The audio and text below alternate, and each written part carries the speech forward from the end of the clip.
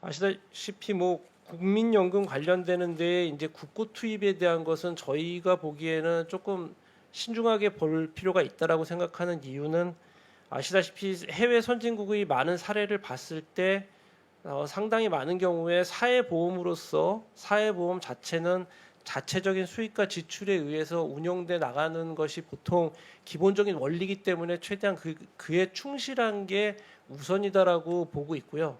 작년에 모수 개혁을 해서 상당히 어느 정도 개혁을 일차적으로 했기 때문에 또 다시 이제 소진식이나 이런 것들이 연장되었고 그렇기 때문에 지금 국고 투입을 갖다가 그 재정 전반에 대한 종합적인 상황을 보고 판단을 해야지 너무 국고 투입을 섣불리 판단하는 건 좀 어렵다라고 보고요. 아까 그 하나의 예를 들면서 아까 팩트가 약간 오해를 살 수 있는 게 하나 있어서 말씀을 드리면 출산 크레딧을 지금 30% 지원하고 있는 걸 국고 100%로 하면은 몇십억이 안 든다라고 얘기가 됐었는데요. 그거는 맞습니다. 내년에는 몇십억이 안 됩니다. 한 50억 정도가 추가되면 될 텐데 이게 30년대가 되면은 연간 한 700억대가 필요하고요. 41년부터는 한 연간 9천억이 추가적으로 필요해집니다. 그리고 50년대는 1.7조 이게 기하급수적으로 늘어서 결과적으로 한 93년까지는 정부 재정에 115조가 추가적으로 들어갈 수 있는 거기 때문에 워낙 이런 큰 규모로 장기이다 보니까 이런 면이 있다라는 거를 사실관계상 좀 남겨드립니다. 그래서 저희 재정 당국이 출산 크레딧을 30% 지원하는 걸 갖다가 더 추가적으로 하는 거에 대해서 굉장히 신중한 입장인 이유는 그렇습니다. 예. 제가 그동안 10차례의 그 민간자문위원회 활동을 몇 차례 제가 회의도 직접 지켜보기도 하고 또한 그 오늘 이 자료를 이렇게 다 정리를 그 민간자문위원회 공동위원장님 두 분께서 해주셨는데 이 내용을 보면은 지금 방금 그 우리 연금 기금에 대한 그 국고 투입 문제가 상당히 중요한 그 논쟁의 주제입니다. 이 민간 자문위원회에서. 그래서 방금 그 기획예산처의 그 답변에 대해서 혹시 우리 두 분 그 민간 공동위원장께서 혹시 그 하실 말씀이 있으면은 해주시면 좋겠습니다. 네.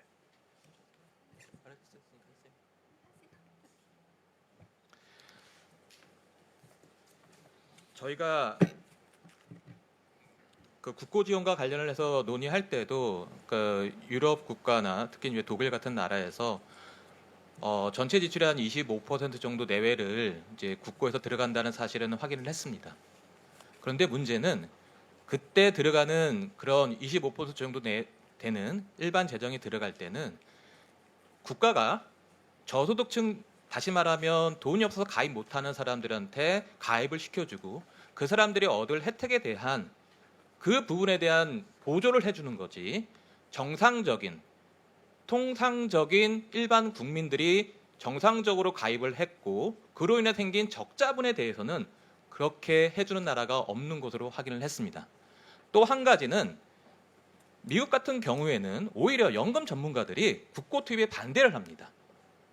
그 이유는 김남희 위원님이 말씀하셨던 기금운용위원회의 위원장을 복지부 장관으로 전환했던 우리나라의 그 취지와 매우 유사합니다.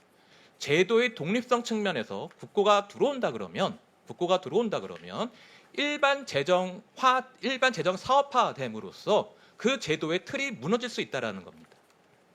이런 두 가지 관점에서 국고 투입 문제가 쉽사리 결정될 문제는 아니다라는 말씀을 드리고요. 지금 기획예산처 우리 실장님께서 말씀을 하셨을 때 상당히 점잖게 말씀을 하셨는데 2025년 정부의 장기 재정 전망에 따르면 2065년이 되면은 정부 국가 채무 비율이 156.3%라고 합니다. 매년 0.5%포인트 또는 매년 1%포인트 지금부터 투입을 한다 그러면 200%가 넘어갈 겁니다. 과연 국가 재정이 그것을 감당할 수 있는가라는 생각을 한다 그러면 사실상 그것은 감당 불가능하다라고 보는 게 맞다고 봅니다. 그래서 최근에도 국민연금 이사장님께서 흔히 하시는 말씀이 기금의 1% 정도만 청년주택을 위해서 쓰자라는 얘기를 하십니다. 왜 정부 사업으로 해야 될 일을 기금으로 운용을 합니까? 그거는 정부가 매년 100조 원이 넘는 관리조정 수지 적자, GDP의 4% 정도 되는 적자를 기록하고 있는 그런 열악한 재정이기 때문에 그런 주장이 나오는 겁니다. 이런 상황을 감안을 할 때 국고 투입과 관련을 해서 신중하게 접근을 볼 필요가 있다고 생각을 합니다. 네, 조은선 위원장님. 네, 말씀해 네, 주십시오. 저는 아까도 말씀드렸지만 국고 투입 문제에 대해서는 좀 전향적으로 생각할 필요가 있다라고 이제 그렇게 말씀드리고 싶습니다. 아까도 말씀드렸듯이 국고 투입을 했을 때의 재정 효과는 상당히 크다라고 말씀드릴 수 있고요. 뭐 보여드린 아까 이제 배포한 자료에 보시면 이제 추가 재정 확충 로드맵에 따라서 이제 그 기금 추이를 보자면 자료의 34페이지에 있습니다만은 이 시나리오 몇 가지 이제 아까 보건복지부 장관님께서 이제 많은 시나리오를 제출하셨다라고 했는데 이제 그 중에 이제 몇 가지를 이제 보여드리고 있는데요. 점진적인 어떤 보험료 인상 2043년부터 이제 매해 0.5%씩 해서 15%까지 인상을 했을 때 그리고 국고 투입을 2034년부터 GDP의 0.5% 규모로 꾸준히 했을 때 그리고 가입 연령 및 수급 개시 연령을 2038년부터 이어서 상향 조정했을 때 이런 것들을 조합을 하면은 국민연금 기금이 상당 기간 이제 보유가 유지가 되는 것으로 이렇게 나오고 있고요.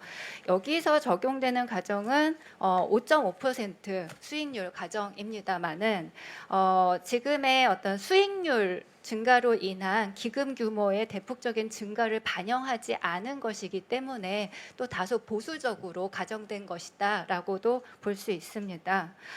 국고 투입은 제가 보기에는 우리나라 국민연금 같은 경우는 재분배 부분, 즉 균등 부분이라고 하는 A값의 역할이 상당히 큽니다. 그래서 OECD에서는 이거를 1층 부문, 즉 기초연금에 준하는 부분으로 분류를 하고 있기도 합니다. 그러니까 이것이 의미하는 바는 국민연금 같은 경우는 낸 만큼 받는 그런 제도가 아니고요. 그런 어떤 철저한 보험 수리 원칙에 의해서 운영되는 제도가 아닙니다. 사회보장 제도이기 때문에 그래서 그런 어떤 A값에 근거했을 때 국고 지원의 타당성은 상당히 크다라고 말씀드릴 수 있고 아까 말씀드린 것처럼 국민연금의 어떤 재정 기반이 보험료로만 되어 있다면 향후에는 660만 원 상한을 가진 이 노동소득이 GDP의 25%가량으로도 떨어질 수 있기 때문에 이것만 가지고 국민연금 재정을 조달한다는 것은 상당히 어떤 형태의 제도가 되든 간에 불가능합니다. 그렇기 때문에 국민연금 재정 안정을 위해서 가장 중요한 조치 중에 하나가 이 재정 기반을 넓히는 것이고 이 재정 기반을 상당히 누진적으로 넓힐 수 있는 좋은 방안이 이 국고 투입이라고 생각을 합니다.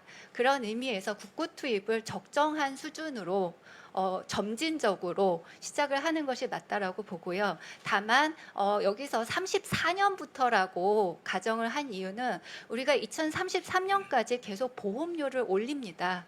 계속 보험료를 0.5%포인트씩 꾸준히 올리면 이것이 상당한 기금 증가 효과를 갖게 됩니다. 그래서 이런 것들을 이제 보험료 인상과 국고 지원을 동시에 추진할 필요는 없다라는 것이 저희 전문가들의 생각이었고요. 다만 이런 것들을 적절하게 조합하면서 우리가 부담 능력에 따라서 연금 재정을 부담한다라는 원칙에 부합하도록 연금 재정을 구조적으로 점진적으로 바꿔 나가는 것, 그래서 지속성을 확보해 나가는 것 이런 것들이 굉장히 중요한 조치라고 생각을 합니다. 예, 수고하셨습니다. 혹시 추가적으로 하실 말씀 위원님들 혹시 없으시면은 이상으로 질의를 마치도록 하겠습니다. 오늘 회의에 참석해 주신 위원님 여러분 수고 많으셨습니다. 정부 측 관계자들과 수석 전문위원을 비롯한 위원회 직원 및 보좌직원 여러분께서도 수고 많으셨습니다. 오늘 회의는 이것으로 마치겠습니다. 사례를 선포합니다.